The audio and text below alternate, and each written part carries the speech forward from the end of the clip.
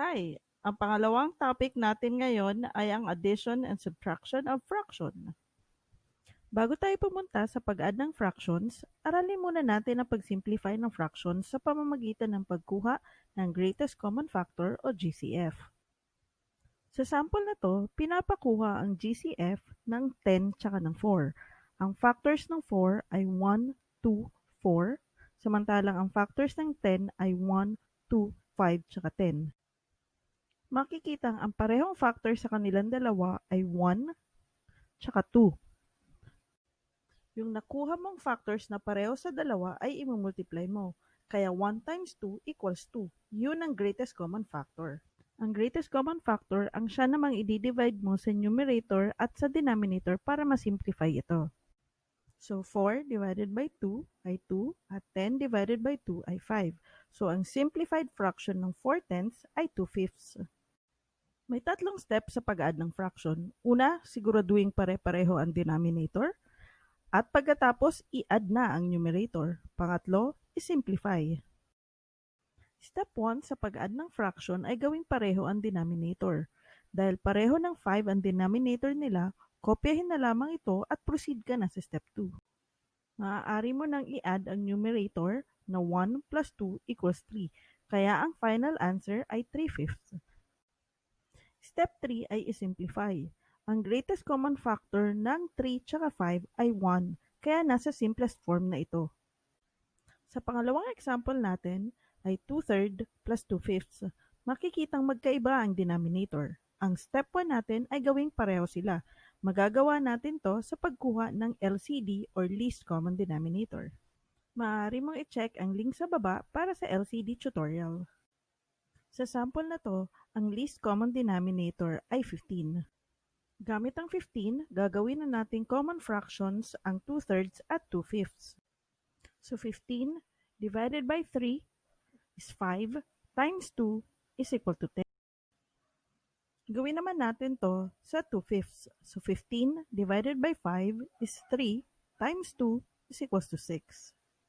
So tapos na tayo sa step 1 para gawing magkapareho ang denominator. Kopyahin natin ang denominator at i-add na lang natin ang numerator. So 10 plus 6 is equals to 16. 16 over 15 ang final answer.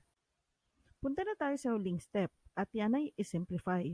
So ang 16 over 15 ay improper fraction. So gagawin natin siyang mixed fraction. So ang sagot ay 1 and 1 over 15. Sa pag-add naman ng mixed fractions, kailangan muna natin matutunan kung paano i-convert ang mixed fraction to improper fraction. Ito ang steps para i-convert ang mixed fraction to improper fraction. Una, i-multiply ang whole number sa denominator. Pangalawa, yung sagot na nakuha ay i-add sa numerator. At pangatlo, gamitin ang sagot bilang bagong numerator. I-convert natin ang 2 and 4/5 to improper fraction. So, it's 5 times 2 ay equal to 10 plus 4 is equals to 14. So, ang 2 and 4/5 ay 14 over 5. So, sa sample na to na 2 and 1/5 plus 5 and 1/3, i-convert muna natin ang mixed fraction to improper fractions. So, ang 2 and 1/5 ay magiging 5 times 2 is equals to 10 plus 1 is equals to 11 over 5.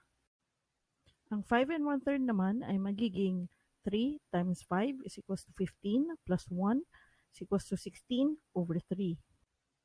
Ang next step naman natin ay gawin itong improper fractions into common fractions. Since ang 11 over 5 tsaka ang 16 over 3 ay magkaiba ang denominator, kailangan nating makuha ang least common denominator. Ang LCD ng 5 tsaka 3 ay 15. Kaya 15 divided by 5 ay 3 times 11 ay 33. Samantalang ang 15 divided by 3 ay 5 times 16 ay 80. Dahil magkapareho na ang denominator, kopyahin na lamang natin to at i-add ang numerator. So 33 plus 80 is equals to 113. So 113 over 15 o 7 and 8 over 15 kung gagawin naman nating mixed fraction. O baka isipin nyo, puro addition tayo. Subtraction naman. So, ang sample natin is 3/4 minus 1/3. Makikita na magkaiba ang denominator. So, ang objective natin, gawing magkapareho ito. Ang denominator na 4 and 3 ay mayroong least common denominator na 12. So, 12 divided by 4 is 3 times 3 is equals to 9. Susunod naman ay ang 1/3. So, 12 divided by 3 is 4 times 1 ay equal to 4. Dahil magkapareho na ang denominator, yung numerator pwede na nating isubtract. Tandaan, subtraction to, so dapat isubtract. So 9 minus 4 is equals to 5, and then kopyahin na lang ang denominator na 12. So yan ang final answer. Ito ang ilan sa mga pointers kapag nag-a-add at nagsasubtract ka ng fraction.